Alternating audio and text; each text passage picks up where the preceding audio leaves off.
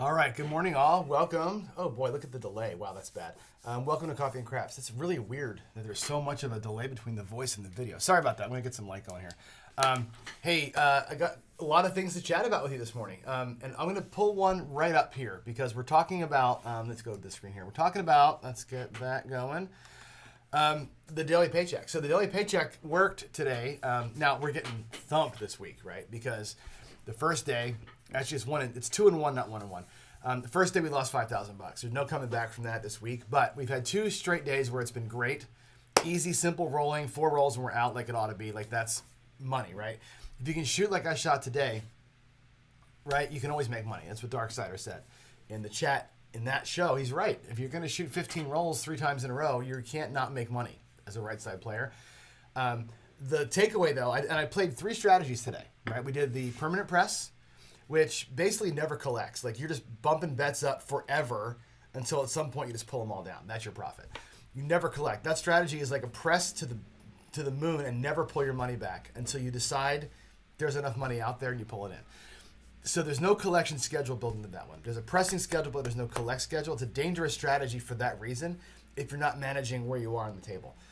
I played tier pressure, which does have a collection schedule. Every 4 to 6 rolls on that one, you collect. You go across for 2 or 3 hits, inside for 2 hits, and then you're down.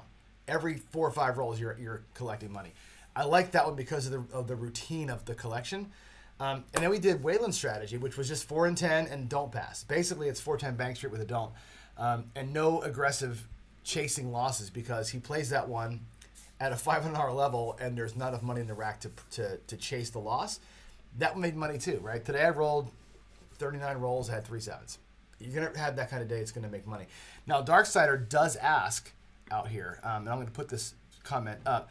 I did not see your message yesterday about playing the Storm from Dice Degen, and I just haven't, I honest to God, I've watched the video one time. I watched it when it first came out, and it was like a month ago, and I forgot the strategy. So I got to go back and rewatch that one and see. If I recall, there's a little bit of a don't pass, place bet inside hedge kind of a thing going on. I'm going to talk about that today. I think we fixated a lot, I did, on the last couple of days of how do we save the 220? Like how do we, I want to go 220 inside. Like let's just pretend the squeeze play is our opening salvo. It may not be the squeeze play. I'm just using 220 as an example because the bets are easy to put out there.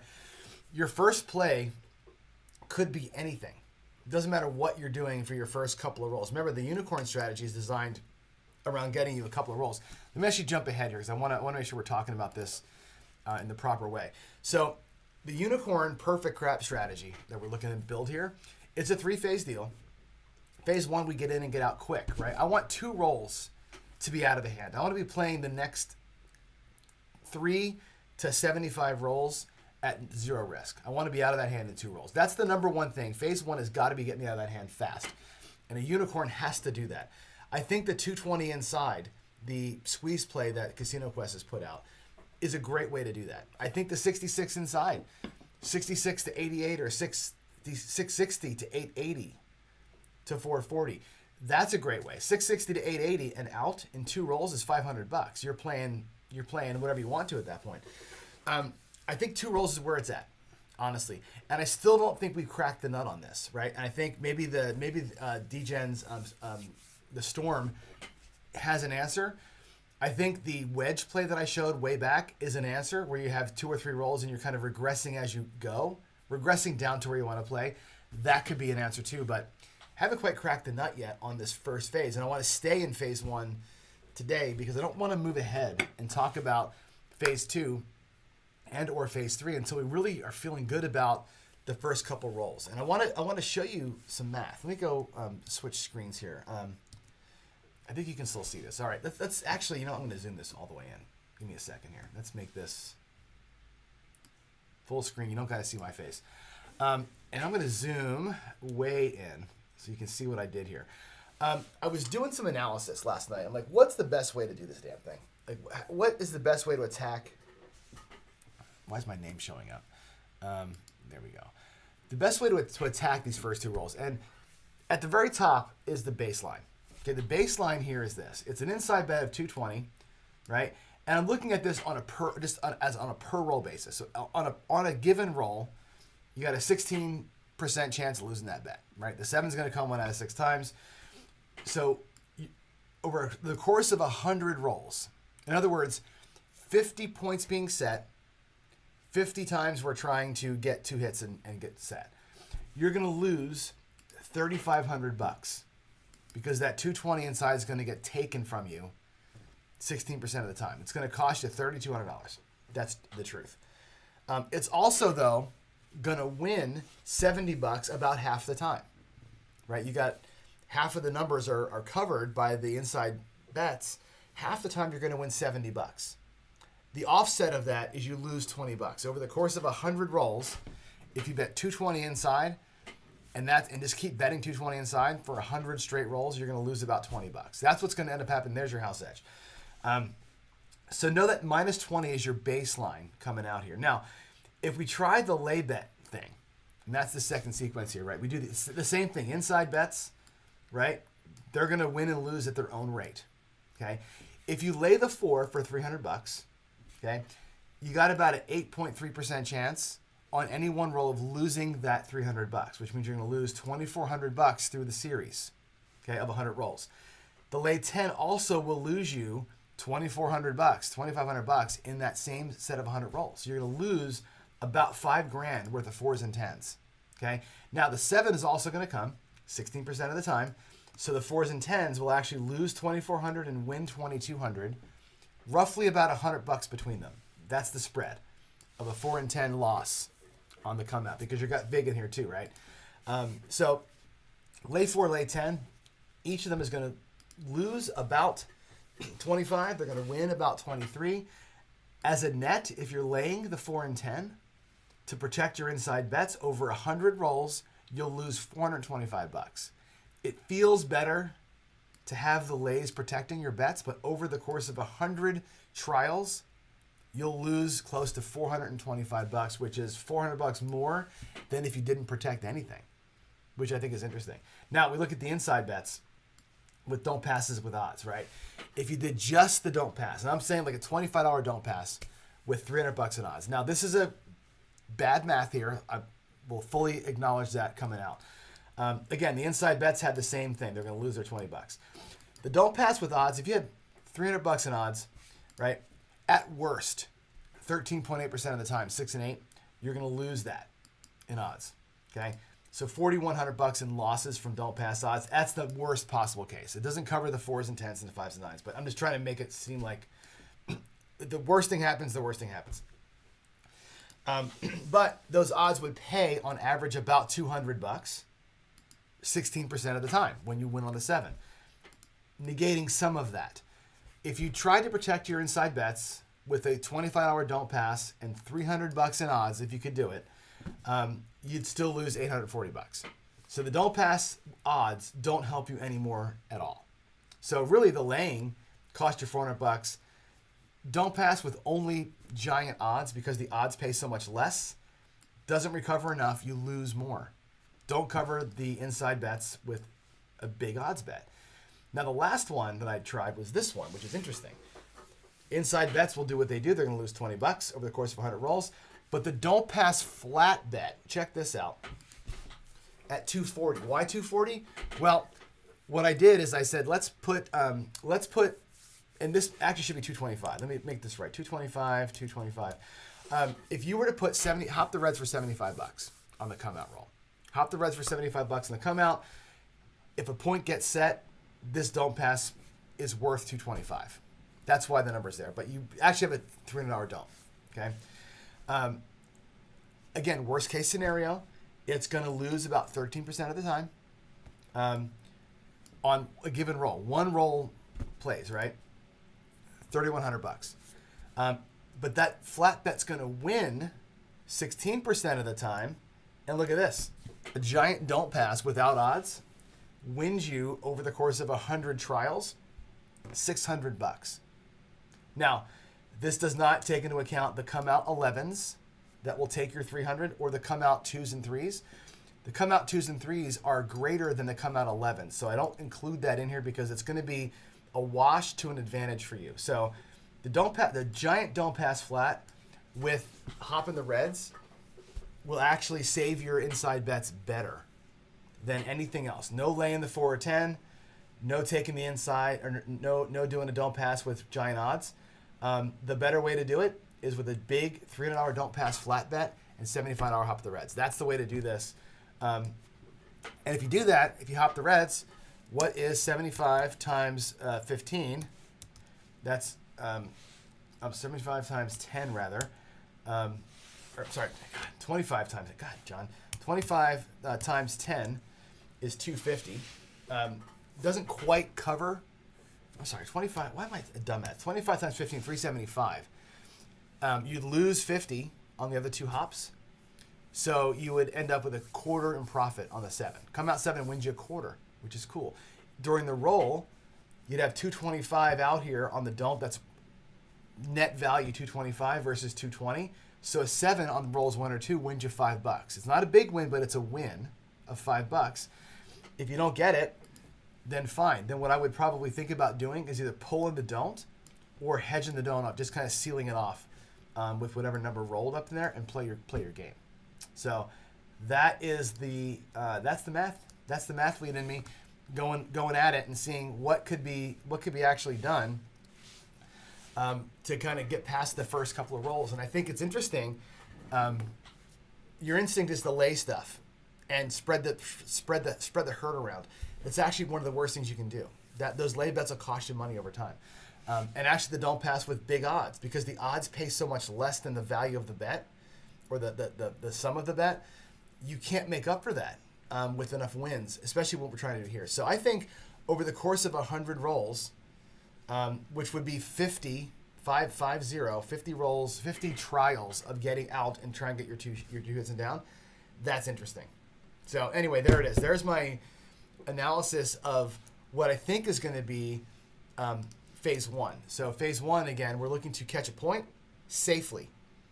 I think a $300 don't with 75 hopping reds is the safe way to do that. Again, the 11s notwithstanding. We're going to run 2 rolls. On a 7, we would profit. It says nicely we'll profit $5 on a 7 if we get this out. And if not, we'll earn enough for phase 2, which is $140. We're looking to win 140, which gets me to 130 across, which means I can play my game and not have to sweat. I think that's the way to do it. I think that's the solution for the come out. It's a bigger don't pass flat, leave it flat. The flat don't pass is the best bet on the table if you can beat the come out roll. In this case, it makes sense to hop the reds and burn the $75 if you have to. I think that's okay. So there we go. Yeah, I did the math wrong. It's 25 times 10. It's 25 times 10, so it's 250 on there. So, our 25 times 15, you're hopping the reds, right? So you're getting paid 15 to 1 for a quarter. So Jen, let me go back to that for you. Hold on a second. Let me go back to it. What I did was this. I said, if you're hopping the reds for 25 each, that's $75 out there. Each one of those 25 wins $15, right? That's $375. If the red comes, you would lose the other 2 hops. You'd lose 50, so your net is 25 on a come out red. If the red doesn't come, your don't pass was going to be $300. You'd lose 75 because of the hops, right? So your net value of the don't pass bet is 2.25. So I look a lot at that net value of those traveled don'ts. If you're going to hedge the don't, you gotta subtract what you lost on the hedge. So the don't becomes worth 2.25. All right. So there we go. No, hopping, not the NE7. I'm doing the hops. So it's 15 to 1. Okay. PC, show the screenshot from Discord of this morning's final and what I want. Oh, I will. Let me go back. Let me go back to the other screen. Just because we're having fun here. Let me go to Discord. Give me a second here to open this up. It takes a second.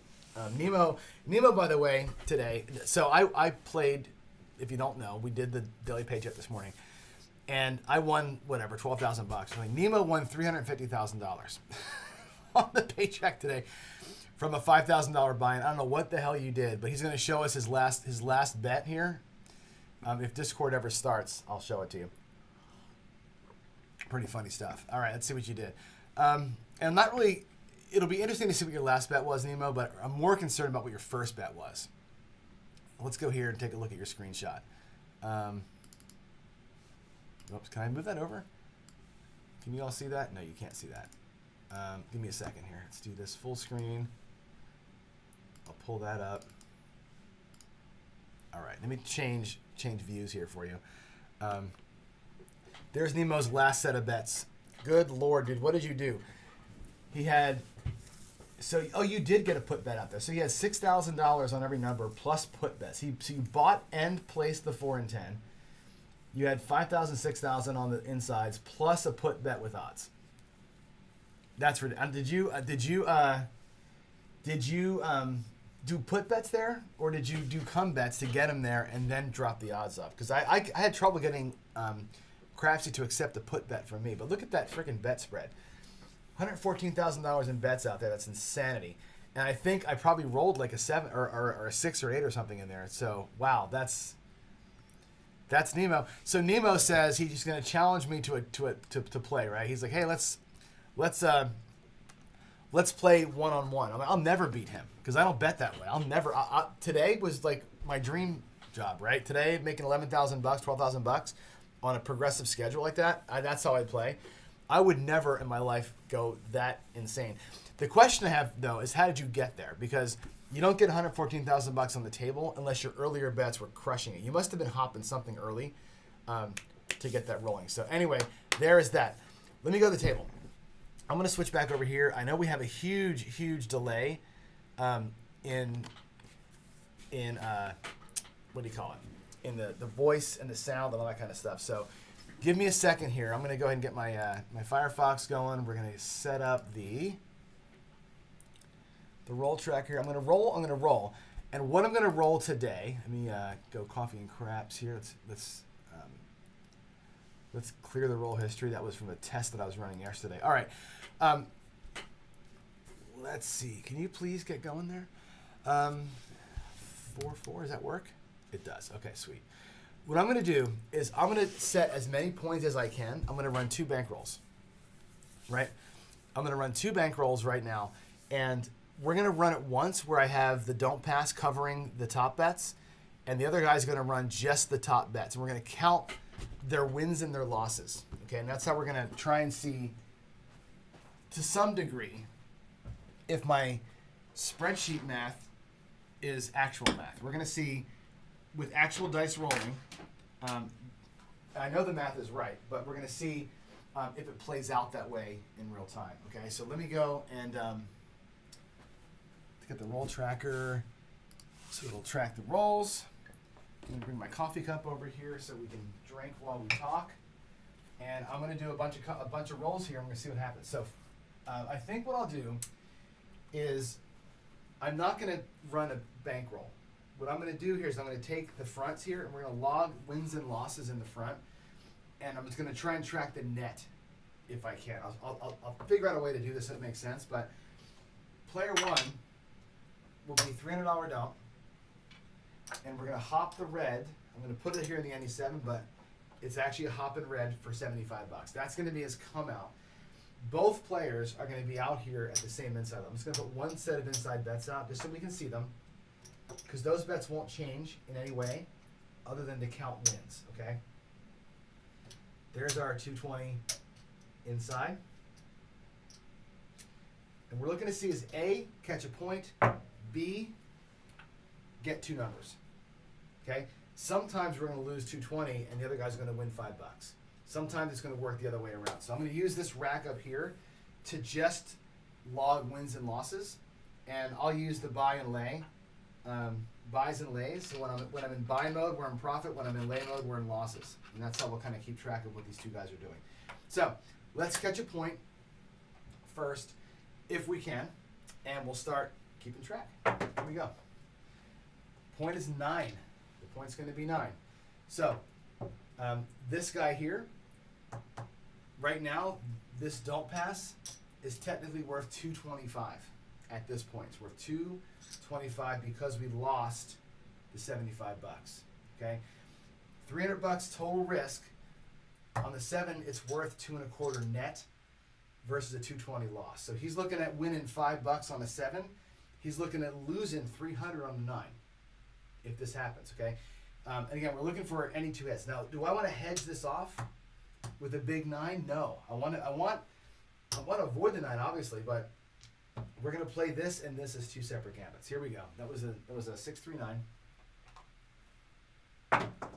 That bet's here to save all of these bets. There's a 10, which does nothing. I'm going to log rolls just so we have them. And looking for how fast can I get two hits. Now here's a great example, right? Player in the front, right, had $300 at risk. He lost 75, so that's worth 2.25. When we pay the 300 and take away the 220, his net is $5. He's got $5 in profit.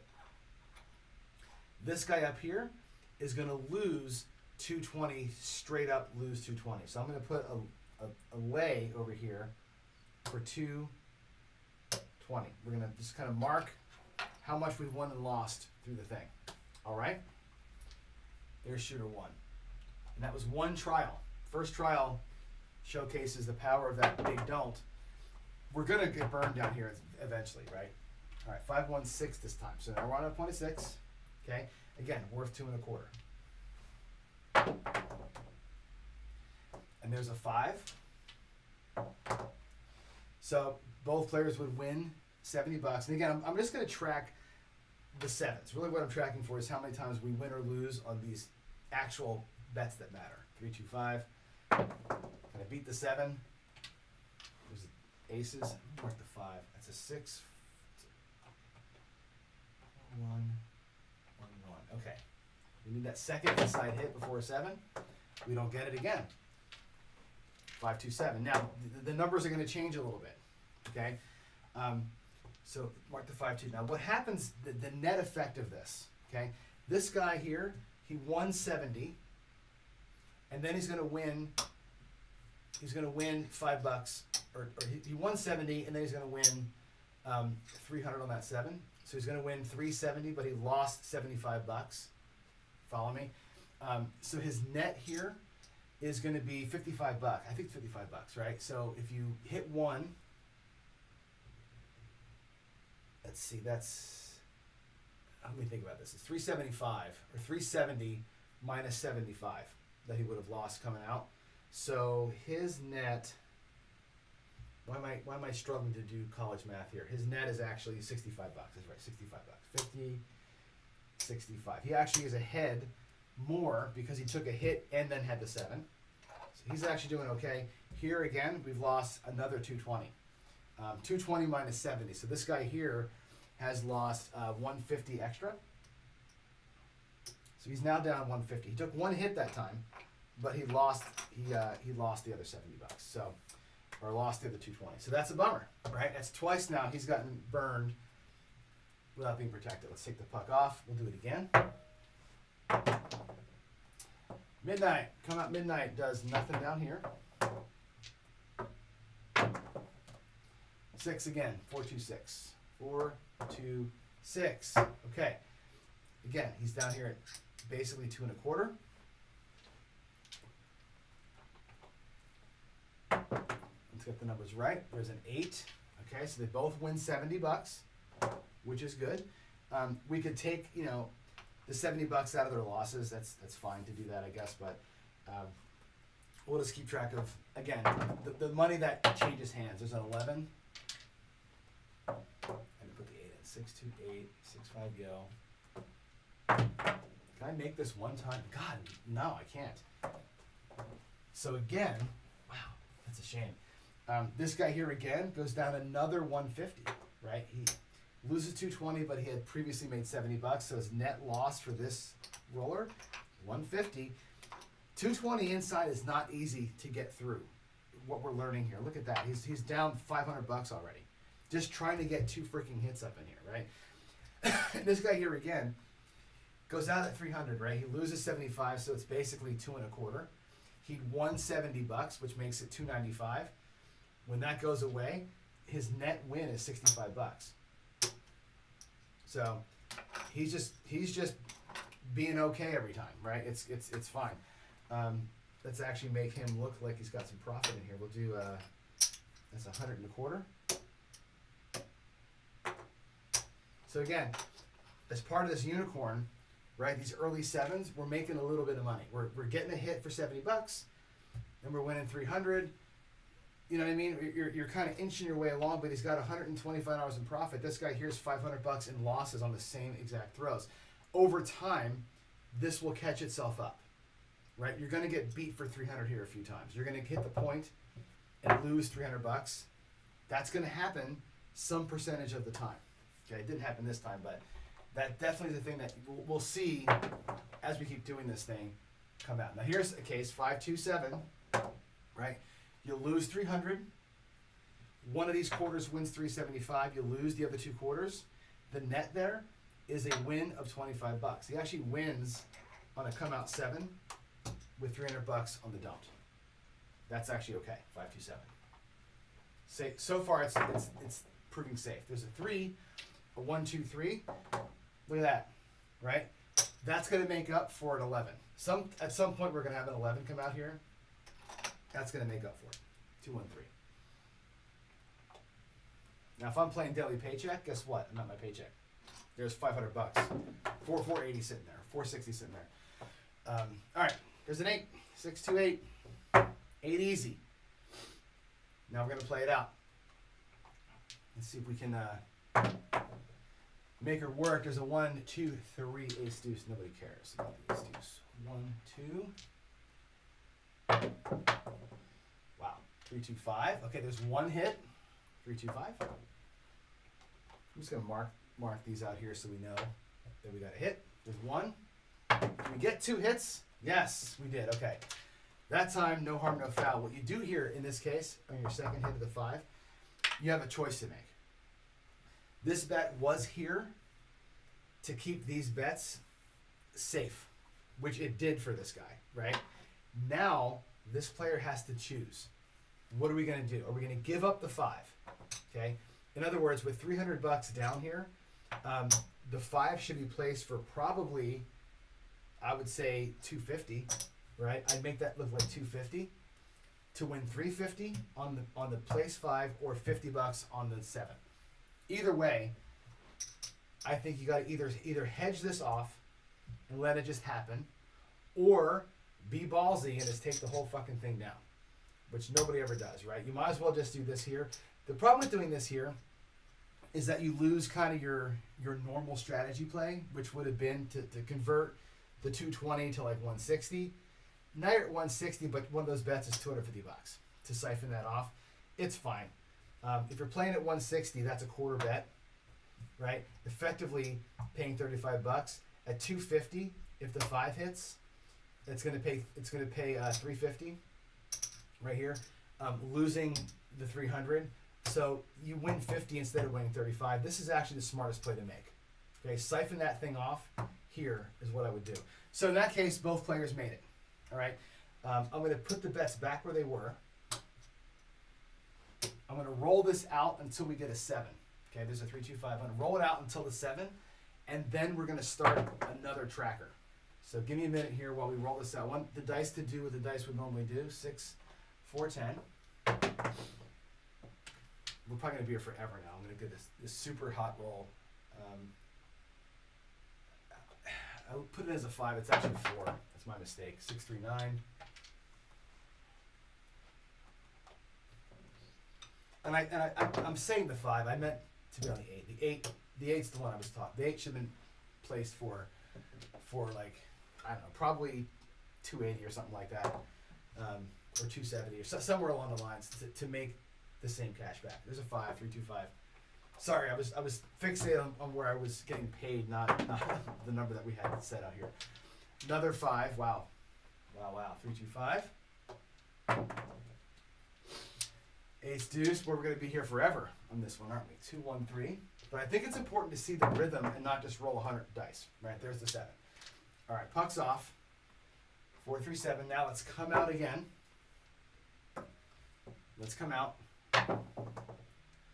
And there's the yo. Remember I talked about the yo is going to come bite us at some point? Where's that $200? I put it in the bank. Sorry, that belongs to this guy here.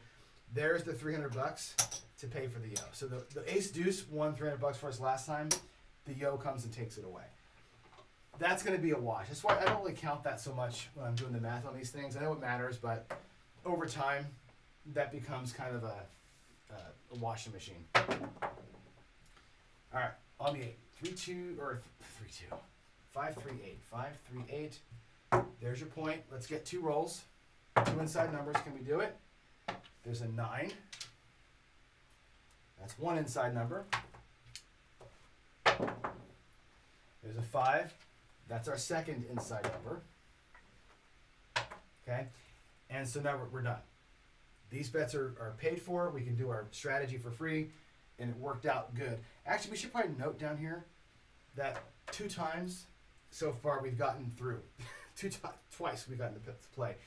And again, with $300 on the 8, this bet here needs to win a little more than $300. If you place it for 300, you wash on the 7 and you win on the 8. That's probably the best to do on the 8 or the 6. Place them at the regular value. You could place them at 270. You know, you'd win, I guess 270 wins, I don't know. What does 270 win? 270, I think, wins 245 or 315, I think. So you're going to win a little tiny bit on the 7. I don't know. Hedge it off, seal it down, whatever you're going to do. We're safe here twice. I can't believe only 2 times we got safe. Let's finish it out. 3, 2, 5. There's a hard 4. Roll it to the 7, and we'll try it again and get a lens on it. 5, 1, 6. 3, 1, 4. And again, I know this guy's ahead in his rack. That's not really a profit play, but it turned into one. It turned into us making a little bit of money on that 7. And I said part of the unicorn has got to be making money on the come out roll, if you can do it, making money on rolls 1 or 2 with the 7. And on roll 1, he makes $5. On roll 2, he makes $65. That's actually pretty solid. That's a pretty solid phase 1 play right there. Getting that bet out, I think, is the way to go. 2, 1, 3. This guy here is still hurting. Right? He's still upside down. 6, 4, 10. Aces. Now, how does he make his money back? He makes this money back on a roll like this, where he's betting. This gets covered by those bets in there. Okay. I put the aces in. There we go. 6, 3, 9. Come on. There's the 7. 4, 3, 7. All right, that siphons off the roll. 4, 3, 7. Puck is off. Let's do it again. Same setup. 6. Actually, what I should do too, I didn't do this, but how many times we didn't get it? We didn't get it at least twice, right? We had 3 times where it didn't work. 3 times where it didn't work, 2 times where it did work. All right, point's going to be 8. Survives the come out, which is good. Another point of 8. Wow. Okay, let's get 2 inside hits. There's 1. 1 inside hit. That's a 4, 1. And the midnight. 6, 6, midnight.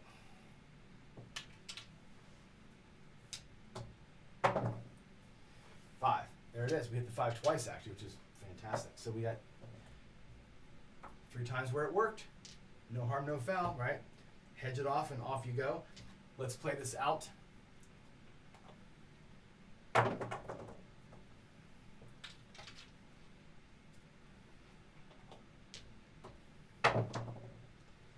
a hard 6.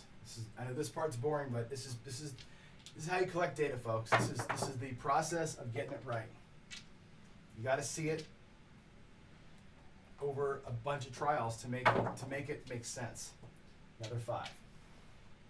And again, normally you're playing these numbers out here. This roll is happening and you're making money here. I'm just going to burn through the dice to get to the next 7 so we can start it over again. 4, 3, 7. All right, so we're done. 4, 3, 7. So far we got beat 3 times. This guy felt the pain of that. This guy profited during that. We got through it 3 times, and both guys, of course, would profit during the getting through phases of it. And that's how you have to look at that. Now, if I really wanted to be fair about this. What I ought to do is this. From this guy's losses, right, or from the times we come out, right, he did lose all this money coming out.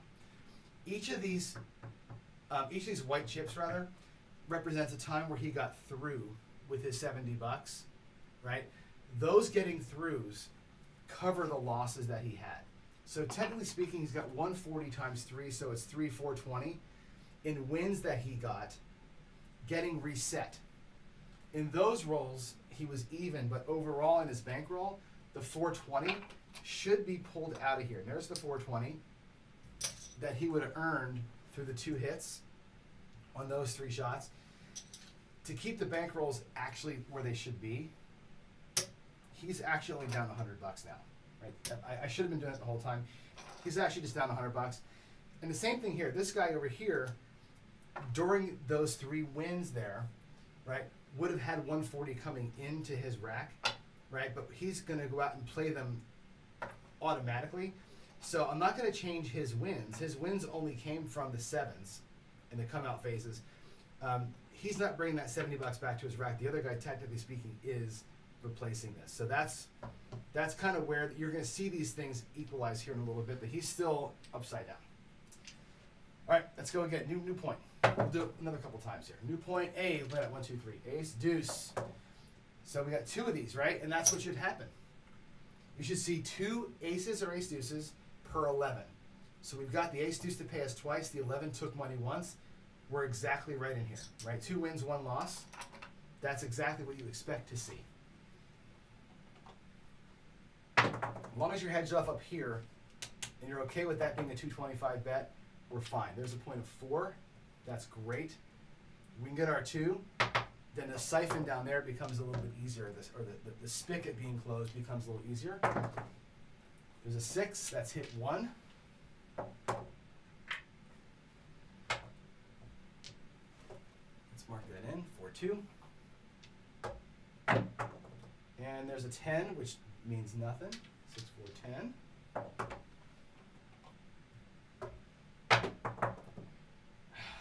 Midnight. Also means nothing. 6, 6. 5. We did it. We got 2 inside hits. That's awesome. 4, 1, 5. Now, technically speaking, again, this guy here, I'll take that off. That's the second time, the 4th time we got through. This guy here, there's 100. Technically speaking, he's here, $140 that he's made. Right? He's back out of the hole. Essentially, all those times of getting beat are now covered. So he's back to where he's playing actually for free fine. This is the first time he's playing this spread with no risk. It's the first time. It's taken him 4 times after being beat 3 times to get to where he's actually playing risk-free. Okay? Purely looking at the first 2 rolls. Right? And again, here on the 4, what you probably do is place that 4, I think, for $200. Okay?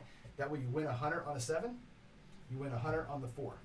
Either way, you're up 100. Either way, it's a $100 play. That's how you spigot the don't pass with a big bet down there. You lock in profit. Sweet. Lost it 4 times, won it 3 times. Hey, it's just like craps, isn't it? It's just like craps. All right, let's go play it out. The 5 is marked in. Let's roll to a 7. We'll do it one more time. 6, 3, 9. Another midnight. 66. There it is. Randy. Hey, Randy. How you doing, baby?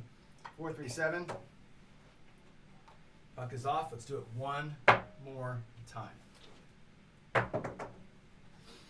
8 on the come out. Okay, so again, we're on the 8. This bet becomes worth 2 1/4. There's the 8. Okay, so that's the first time. Whoop, there it is. Come on, let's turn you over. There we go. There it is. There's the whack job. 5, 3, 8. We're gonna lose $300 down here. That is hit number 1 though for both of these guys. Okay, this dude down here is gonna have to come back out with $300. And again, I took $200 out of his rack to do the 4 thing. He's got to come back out and replace that bet. So he's actually now the come out phase where the point phase finally cost him some money. He's been riding high, talking shit, and now he just burned $300 getting the point hit. Okay, coming back out though, we still need that bet to cover this bet up in here. Right? Technically, 220, we won $70 in that first hit. Technically speaking, what's at risk up here is not 220, it's 150. This could be at 200 now, right? You don't need to be the full 3. That can be at 200. These can be reduced down. The 3/4 can be reduced down a little bit if you'd like. I'm going to keep them at level because, again, I want to attack my hedges. My hedges, I always try and hedge for a little bit more at least. I'm going to keep them at level and make extra money here if I can, but you don't have to. Come out 4, hard 4. There's that. 2-2. What did I do? Did I put the 8 in there? I did. Oh wait, we didn't put the 8 in there. 5-3. Now it's 2-2. Okay, here. Right. Point is 4. We need one more inside hit to call it good. And we got a 6. We did it. Fantastic. We got a 6. That's a win. Everybody's happy and playing for free, and we're solid. So I think that's as far as I want to go with this as far as the demo goes. You get the point, what I'm trying for here. And I think the $65 might be wrong. We should probably lay that out real quick. I think I did that too fast. So let's take a look at the net effect of what happened. I want to make sure I got that the rack right. Let's actually do it. What would have happened? So we had $300 on the dome, 220 inside. I'll put the 7s right here. Okay, so that guy comes out, and he had. So let's do it. 320, 375, and 220. He loses the 75 on the come out to get a point established. He wins $70 on that first hit. Okay, effectively speaking, that covers this minus $5, right? So at this point, the don't pass bet is worth $295. You understand that? So it's worth almost what it was to start with. The $70 almost covers that $75 loss. He's technically speaking, he's down a nickel. Okay? When the 7 now comes, we lose 220, but we win 300. So if I take from the $300 win, if I take the 220 out of that, that leaves him with an $80 win, minus that quarter, minus that nickel. So it's $75 he nets on the first set. On the 7 on the second roll, it's I was doing 65. It's actually 75. So on a first roll 7, he wins $5. On a second roll 7, he nets $75. With this bet down here, on a come out 7, he nets a quarter. He's all good unless he gets the point. All good except for when the point gets hit. And that's going to happen less than 16% of the time. That's actually the way to math that thing out. I think that's actually a solid play. For me, the unicorn has to be that. Either we're going to eat this loss and know that over the course of 100 trials, we're going to make our money back and be okay, or we take the risk of getting the point knocked off in the first 2 rolls and profit all over the place. We make money on the come out.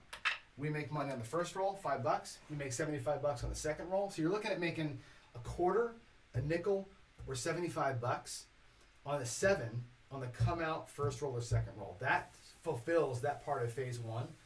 I don't sweat the 11 because I got the 2 and the 3. That also fulfills phase 1. And then up in here, when I get my 2 rolls, I'm solid. The only thing I got to sweat is 2 rolls of one of these numbers repeating fast. That's your danger zone. I'd rather make, like Jacob says, I'd rather make the 5 my 7 than the 7 my 7, right? I'd rather have the 4 be my 7 on that bet than the 7 be a 7 across everything else. I think that's the answer. I think that might be the solution to this thing. Now, I'm going to go and come back over here. Let's see. Why hasn't it? Thomas, I'm not worried about that. So here's what I'm doing. I'm just getting to the point where, how do I say this right? I'm trying to test the theory of only the phase 1 of the strategy. I'm not worrying about the rolls. I'm looking at, let me go back over here again. Actually, let me zoom in so I can show you what I'm, it's important that you understand my brain. My brain is weird. You zoom in again. What I'm looking at is seeing how many times, if our strategy is this, let's say we're doing this, I'll show you the strategy, squeeze play. The Casino Quest squeeze play is this. It's going to be 220 inside. We're going to roll a 6. It's going to pay $70, right? We're going to grab the 4 and 10 for 35 each. We're going to roll another, hopefully inside number, another 6. That's great. That also pays $70. And now all of this comes down, and I've got 125, $140, and my initial 220 back to the rack. This is the squeeze play, right? You're basically at the rack. You got 140 to come out here and play with, right? That's the squeeze play. You need 2 hits to make that work. What I'm trying to do here is find a way to make those 2 hits possible. So what I did was we did the don't. Oops. I did the big don't. We got a point established, a 4. We had our 2 inside hits. And then I just rolled dice to say, I don't care about what happens next, right? Yes, the don't gets paid. Yes, you lose up here. All that becomes a non-issue because the field test here is only to see how often this $300 protects the 2 rolls that I need. After those 2 rolls, do what you're going to do. Pull the don't, hedge the don't off. Whatever you're going to do is fine. It doesn't matter, right? It's only about, does this protect the first 2 hits more often than not? That's what I was trying to find out. So I didn't play the rollout, and I don't pay the don't pass on those things. I'm just rolling dice to see, can this help me survive the first 2 rolls? And then after that, we haven't even talked about what happens after that. So that's why I'm not paying them. I'm just rolling dice to get to 7s so I can do another come out phase. That's the whole reason for doing it. So yeah, I'm not rolling this and paying this like it's actual craps. It's more about a data trial to see how often I can protect myself for the 2 rolls. I think the don't pass flat is the way to go here. I think there's no question that that's the way to go. The math proves it to me. Let me get back to my face here. The math proves it to me for sure, and playing it out shows it to you, right? When you play that out, you see that even though we got whacked on a point winner on the 8, that person was still in their rack up $135 or so just from come out and 7 sequences, not including the rolls. So you're going to earn profit along the way with that. Now, we look at maybe scaling it back for bubble crap size, sure. But I think that's the way. I think a big don't is the way to save the insides and then get rid of it. So hope that was good. Hope that was good for you to watch. I don't know if it was interesting or not, but I ran this out last night on the spreadsheet, and it seems like it makes sense to me. Rolling it out with dice here, it kind of cements what I was seeing in the math trials, that's what's going to happen. I think the flat don't, the big flat don't is the better way to save your money. And you can see, let's go back over there because, let's go back to this screen here. Is it this one? It's the thing predicts that if you don't protect yourself, you're going to lose 3,500 and win 3,500, which we felt. We felt ourselves, actually we lost 4 and won 3. We basically broke even, which is what you'd expect to have happen. That one guy broke even, quote unquote, on the first 2 roll sequences. The guy that did the flat don't should win about 610. He was up most of the time, about $100, maybe a little more most of the time. That theory totally holds true with actual dice. These guys here would have gotten crushed. These would have lost over time. We did hit the 4 and 10, right? We would have gotten beat on these things a number of times for $300-400. So I believe that we're onto something. I think that the unicorn starts out here with a huge don't. So I think that's it. I think that it. I think we done it. This is too complicated for my simple mind. That's you're talking to Waylon or talking to me, but I think that's actually the way to do this. I think you've got to big don't and then hedge that don't off as soon as you get past your second roll. That's the way to make this thing work. Yeah, I'm gonna make this. I'm gonna put, now that I have an idea, that goes into win craps. Now that like this, people want to know my process. This is my process. After I figure out what I think is good here, like in theory, I rolled it out. I've seen it with dice. Now I go to win craps. I'm going to run 50,000 rolls to it, or you're not onto it. And what I should see is not a lot of loss. I should see, predictable loss on the one. I should see massive losses on the other ones. So, all right. I think that's it. It is 9 o'clock. I have actually a really important. You guys got to wish me luck. Wish me luck. I got a huge thing today. We're doing my school is doing a big like online thing with like a few thousand attendees, and I'm speaking at that in like an hour. So I got to go prepare mentally for that. So that was a good session today. We had fun in the garage. Finally, it wasn't too cold. We had a good roll also, which helped. This was good findings. I think we learned something today. I'm feeling pretty good about it. So cool. Tomorrow, Thursday, we might jump into some phase 2 talk. We'll see. But for now, I'm happy with where I am. Cool. Y'all have a great Wednesday. I'll see you maybe tonight for practice again. If not, I'll see you tomorrow. Have a good one. Bye.